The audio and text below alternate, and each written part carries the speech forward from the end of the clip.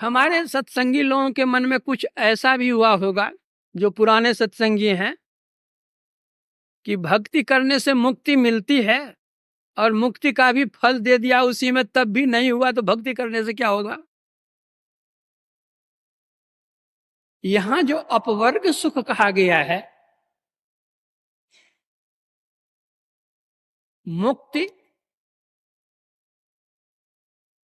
5 प्रकार की होती है। सालोक्य मुक्ति,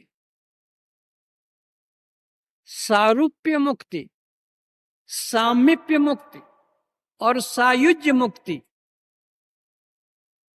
और एक है कैवल्य मुक्ति। यहां जिस मुक्ति के लिए कहा गया है, मुक्ति फल के लिए, वहां इन 4 मुक्तियों के लिए कहा गया है। और ये चारों मुक्ति जो मिलती है, शरीर छूटने के बाद मिलती है, और 5वीं मुक्ति जो है वह जीवन काल में ही मिलती है। इन 4 प्रकार की मुक्तियों का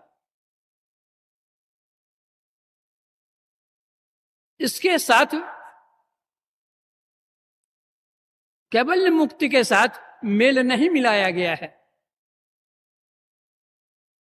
यहां बतलाया गया है कि पिंड पातेन जा मुक्ति सा मुक्तिर न तुम मन्यते।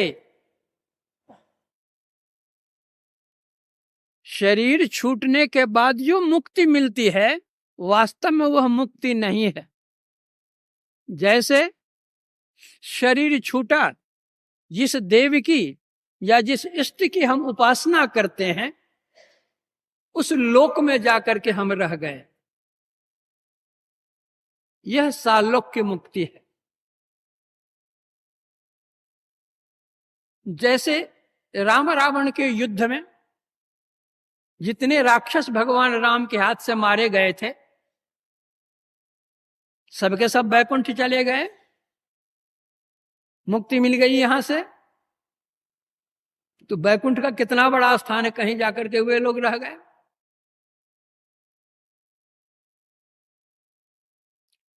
सारूप्य मुक्ति,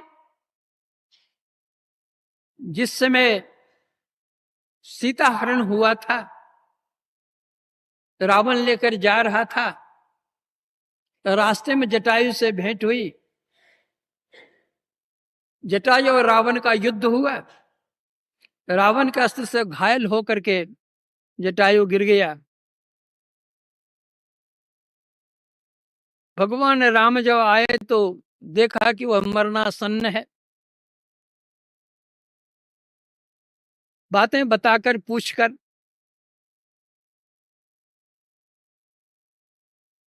उनको भी बैकुंठ भेज दिया, मुक्ति धाम भेज दिया, और कह दिया कि सीता हरण तात जनि कहु पितासन जाए, जो मैं राम तो कुल सहित कहीं दसानन जाए। जब वहां से जटायु जाने लगा है तो गृद्ध देह तज धरि हरि रूपा, विष्णु भगवान का रूप धारण करके चतुर्भुज शरीर धारण करके चले यहां से।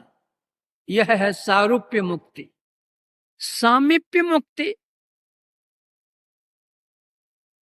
जहां पर हमारे इष्ट हैं, उनके निकट हम भी हैं, उनका भी शरीर है, हमारा भी शरीर है, शरीर छूटा नहीं है, यह है सामीप्य मुक्ति। विष्णु भगवान के दरबार में ही जय और विजय रहता था, जिसको श्राप दिया गया था तो वही रावण और कंस हुआ था। सायुज्य मुक्ति इसको कहते हैं कि अपने इष्ट के शरीर में ही समा जाना। जैसे जब शिशुपाल का शरीर छूटता है भगवान के हाथ से, तो उसकी जो ज्योति थी वह भगवान कृष्ण में समा जाती है। कुंभकर्ण का जब शरीर छूटता है भगवान के से, तो उसकी ज्योति भगवान राम में समा जाती है। यह है सायुज्य। तो इन चार प्रकार की मुक्तियों में शरीर रहता ही है, लेकिन जो कैवल्य मुक्ति होती है वो सब शरीरों को छोड़ दिया जाता है। जब कोई भी शरीर नहीं रहता है तब कैवल्य मुक्ति होती है।